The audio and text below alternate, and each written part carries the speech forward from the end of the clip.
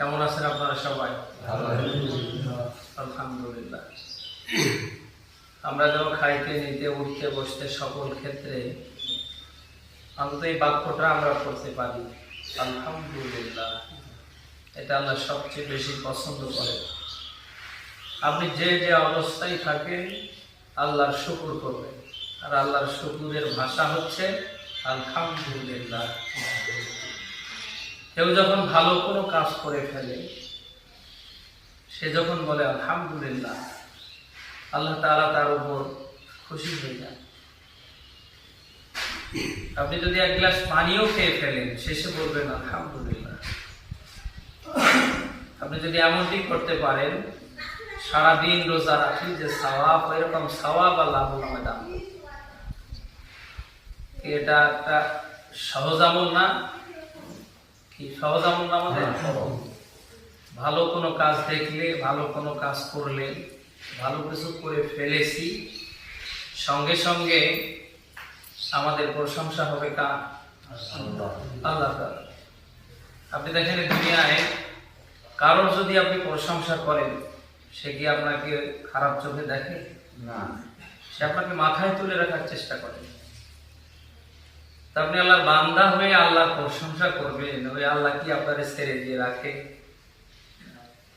সূরা ইব্রাহিমের 7 নম্বর আয়াতে আল্লাহ ব্যাখ্যা দিয়েছেন, ওয়া ইদ তাআযানা রাব্বুকুম লা ইন শাকারতুম লাযীদান্নাকুম।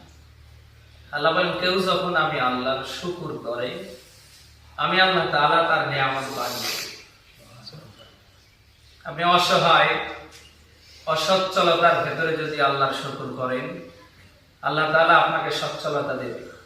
এই গ্যারান্টি আল্লাহর। কার? আল্লাহ। ওই সময় মুসা আলাইহিস সালাম তুর পাহাড়ে যাচ্ছিলেন আল্লাহর সাথে কথোপকথনের জন্য। দুইজন মহিলা ডাক দিয়ে বলেন, আল্লাহ নবী মুসা, দাঁড়ান, আমাদের কিছু কথা আছে। আপনি যেহেতু তুর পাহাড়ে যাচ্ছেন আপনার আল্লাহর সাথে কথা বলতে, তা আমাদের কিছু কথা আছে। প্রথম মহিলা ডাক দিয়ে বললেন, আল্লাহ নবী মুসা, আপনি গিয়ে আপনার আল্লাহরে বলবেন, আমার শুধু সম্পদ বাড়ছে, এটা কমার উপায় কি? আপনি একটু আল্লাহর কাছ থেকে জেনে আসবেন। দ্বিতীয় মহিলা ডাক দিয়ে বলছেন, আল্লাহ নবী মুসা, আপনি যেহেতু তুর পাহাড়ে যাচ্ছেন আল্লাহর সাথে কথোপকথন করবেন, আপনি আমার কিছু কথা আল্লাহর সাথে শেয়ার করবেন। সেটি কি?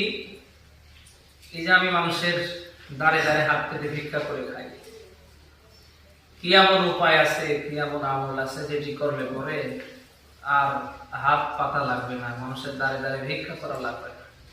শুনতেছেন আপনারা? মুসা আলাইহিস সালাম চলে গেলেন তুর পাহাড়ে। আল্লাহর সাথে কথোপকথন শেষে মুসা আলাইহিস সালাম বলেন, আল্লাহ, আসার সময় তোমার দুইজন বান্দী দুইটা প্রশ্ন রেখেছে। আল্লাহ তাআলা বললেন, মুসা, কি সে প্রশ্ন? মুসা আলাইহিস সালাম এক এক করে বললেন। আল্লাহ তাআলা ডাক দিয়ে বললেন, মুসা, প্রথম যে মহিলা তোমার কাছে জানতে চেয়েছে তার সম্পদ বাড়ে, এটা কমবে কি করে? তারে গিয়ে বলবা সে যেন নাশুকুর করে, নাই নাই নাই নাই, সে যেন এটা করে। এটা করলে পরে তার সম্পদ অটোমেটিকলি কমে যাবে। আল্লাহ তাআলা মুসা আলাইহিস সালামকে দ্বিতীয় মহিলার প্রশ্নের উত্তরে জবাব দিলেন, মুসা, যে মহিলা তোমার কাছে জানতে চেয়েছে তার ভিক্ষা করা লাগবে না, মানুষের দাঁড়ে দাঁড়ে হাত পাতা লাগবে না, তাই গিয়ে বলবা সে যে অবস্থায় আছে সে যেন আমি আল্লাহর শুকর করি। সুবহানাল্লাহ। আপনি কিছু বুঝলেন? যে অবস্থায় থাকেন, আপনি যখন আল্লাহর শুকর করবেন, আল্লাহ তাআলা আপনাকে ওই অবস্থায় আর রাখবে না। তিনি অবশ্যই তার নিয়ামত দিয়ে আপনাকে ধন্য